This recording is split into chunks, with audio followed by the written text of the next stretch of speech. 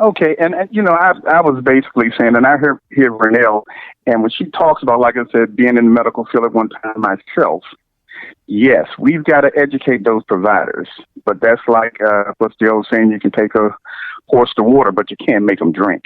Exactly. So we have to get to the point where we have to put provisions within our own structure to educate. In fact, we have to become the providers. We have to educate our children to think about being doctors, think about being these professionals. Think about, we have some very, very good black colleges, medical schools that do things that can promote us there. And that's what we have to do, because you're not going to change those providers who are already there. Because once they're there, once they're making their profit in their life, they're not going to change that. They're making money. They're doing things. They're rolling. They're not going to change it. They don't want to change. So we have to change it. We have to put our people in position, or train them, or try to educate them to the point that they can become the providers. And I truly, truly believe that. And Vernell, I tip my hat to you. You're a wonderful woman. I love hearing you explain things. I love your story. Again, thank you, gentlemen, for having me. Thank you, Arthur, for calling, and thank you for listening, sir. Thank you. All right. That is good. That is good. The author is bringing, some other points as well. And Vernell, you're speaking to, on the one hand, once you uncover this, that's one thing. When you're uncovering, for you to be in this struggle, as you said, it was 2006 when you were first, floored by what the professor said. And here we are, 14 years later. And now it's grown to a point where you're doing the research yourself and kind of pulling it in. But in the meantime, from 2006 to 2014 or 2020, you're still doing, you're still pushing through life kind of the same way, pushing back that whole, trying to push back that superwoman tendency to kind of just do all things the whole time. And, all of this stuff is exacerbated. Now, this is one of the things that, it might end up getting me in some trouble, but I don't know. This is straight no chaser, so you have to say it. But when you talk about, we always talk about Black folks being at the top of, we're a smaller part of the population, 12, 13, 14% of the population. But, we are always on the top of all the bad stuff health-wise. High blood pressure, high cholesterol, everything. And yet there's not that much different between, and I'm only using, I know there's other people in the world, but I use black and white because I always use black and white when I'm dealing with race stuff, because that's been the longest in this country. That's been the longest going issue. If they ever get that relationship right, then all the rest of them will fall in place. But there's not that much difference between Black folks and white folks biologically. There's not much that separates us. We're kind of put together the same way, but people are always like, well, how are you always at the highest? Or why are we always, higher stress levels, higher, issues with blood pressure and heart attack and heart issues and things like that? Because, the white folks don't have to deal with white folks. Exactly.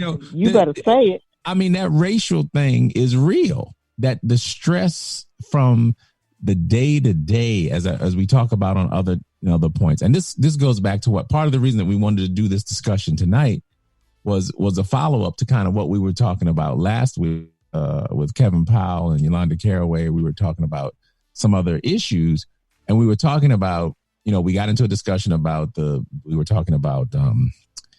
whether or not to remove the monuments, statues, and things like that with, Confederate stuff.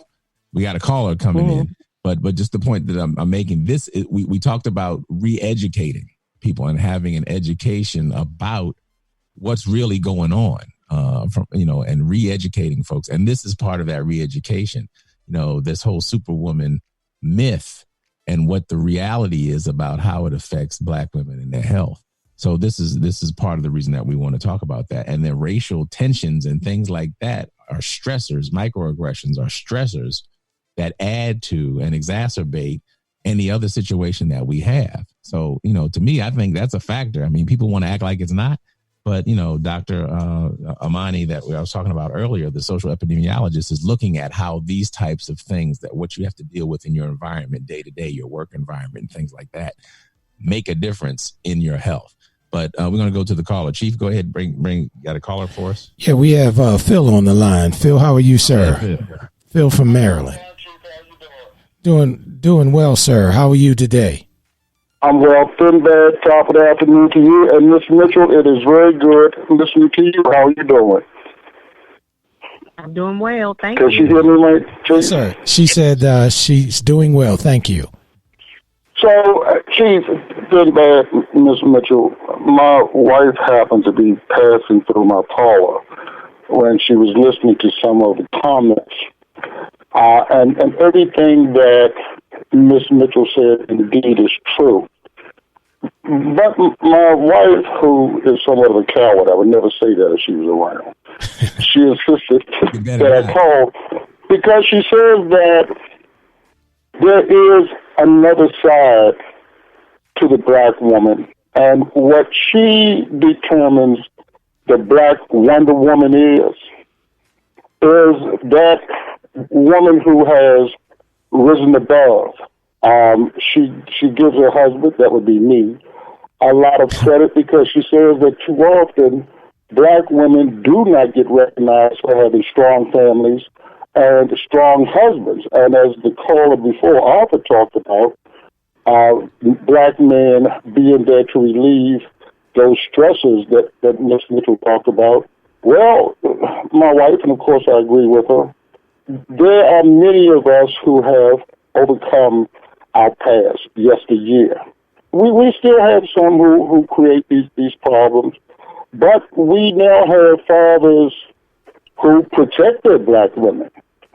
Myself, I have a daughter, and I spend a lot of time, and my daughter's grown now, but I still spend a lot of time helping her to understand, to learn what that black Wonder Woman must be about, must be like, must get educated, must be able to find that man that really she believes is the man for her. So when I was looking at the topic for tonight, I guess what I'm saying to Trinidad, Miss Mitchell, we have a lot of Wonder Women. I mean, I could go from the top, from Michelle Obama, and then I could look at, I would never say the bottom, women like my wife, like Susan, like those women like who stood by us, those that we stood by, who helped to bring our children to the forefront. So I think again, there's nothing that Miss Mitchell said that was wrong. But I think I was just maybe hoping we would hear more about those Wonder Women who are pushing our families forward and who have that help to do it because they are the women that they are. I've been married for life. I got life some 45, 48 years ago. And I wouldn't change a thing in the world. It does take the family unit, and I think we've learned that. Mm-hmm. So again, I just, I told my wife I would call. We do have a whole host of black women who are making all the difference. Miss Mitchell, and my wife slapped me upside the head when she was listening to you, because that professor who had those things to say to you, she was trying to figure out why you were not just getting out the penitentiary. But so then the question came up, Ms. Mitchell, do you believe that this is a geographical issue, a cultural issue? Some would say, well, that may have happened at the university you attended, but at another university, a professor wouldn't dare stand up with a black woman in his presence, especially not a white professor, and say something like that in the midst of the class. I guess that's a question that really got a hold of me. Do we believe that some of these issues are geographical, are a matter of where you're located? what is it? I mean, I just don't think that. Well, I can't say. You have to be careful when I'm talking to young black women because you all can be a handful. You can be. But Ms. Mitchell, what do you think? Do you think this is because of that particular university, or doing your research, have you found this happening nationwide? I don't believe it is. I can't hear just, Am I still there? Yeah, she's responding. So I don't believe that it is just geographical or nationwide. It is geographical. It is yes, she's responding. Go ahead, Arlene. Hello? Yes, go ahead. There is a disparity between regions when it comes to the African American community that lives in rural areas. It is socioeconomic. It doesn't just affect people who are of low incomes. It affects people that have middle class incomes and high incomes. When it comes to race, it is across the board. And that is one of the problems, that it is completely across the board. Wow. In the PACE organization that I work in, we really serve those who are socioeconomically challenged, as I could say. And we serve a lot of people that are in rural areas. And in rural areas, it's just as bad. But if I could say one thing, and I know that we are close to ending the time, is, and I'm just going to speak personally for me. Yes, I grew up being taught how to be a strong Black woman, the Superwoman. But what I want to be is just a woman. I want to be the person who is allowed to be vulnerable, who is allowed to walk into a doctor's office and say, I have this issue, and be heard. And that is not what the case is. So when I immediately walk into a doctor's office, I have to feel like I have to talk a certain way, act a certain way, and I have to be vigilant about my care. And I just want to be able to have the same respect that is afforded to my Caucasian counterpart. And that is not the case. Right.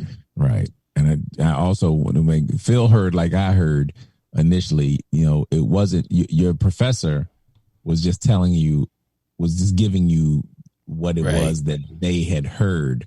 Not they weren't telling her that, Phil. I thought the same thing. I was wondering why she did slap him and knock him down, but that professor was trying to look out for her by telling her, these are the perceptions, the where you're going. These are the perceptions that you're going to be faced with. Know that going in. Right. So he was trying to kind of warn her beforehand. So that's why she didn't knock him out, and that's why she's here with us and not in jail. That's right. She is here talking to us. Exactly. Yes, giving us the benefit of her. And I just want to thank you before we get to the point where we get to the end. I just want to thank you for not only talking about what it is, because when I talk with Vernell, I was saying, hey, this would be great to talk about, but your willingness and candor to be able to kind of share your story and bring your story to the fore too, and how it is appreciated, because not everybody's willing to do that, and that's not something that we ask to do. So I'm thankful, when you offer up your story and personally how you're moving through it and growing from it. I think it always helps, all the folks who are out there listening to us. So you just never know who you're connecting with and who you're touching. So, thank you for that. And, Arthur brought up some really interesting points, particularly about the role of the male. And, he made some good points about the support mechanisms and so forth. And Susan also shared a comment with us from the chat room. And she said, you have also males who believe in roles. So if a woman worked, it was her choice, but she had to maintain a household and a job because it was her role. So, that's another perspective too. There's that pressure internally, inside the house, and then there's that pressure externally. The folks at the job are like, oh yeah, you're I guess these days, the angry black woman, and you know, that strong black woman, or whatever people perceive